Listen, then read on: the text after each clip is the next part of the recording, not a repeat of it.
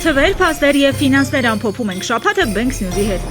Նոր 2026 թվականի հետ մեկնարկեցի նաև մի շարք նոր օրենքներ։ 2026-ի սեպտեմբերի 1-ից Հայաստանում յուրաքանչյուր երեխայի ծննդյան դեպքում ծնողները 500,000 միանվագ նպաստ կստանան։ Ընդ որում դա կախված չի լինի ընտանիքում երեխաների թվից։ Աշխատանքային պայմանագրերի կնքումը, փոփոխումը եւ դադարեցումն այսուհետ կարվի միայն էլեկտրոնային եղանակով ՊԵԿ-ի ընդունած էլեկտրոնային կառավարման միջոցով։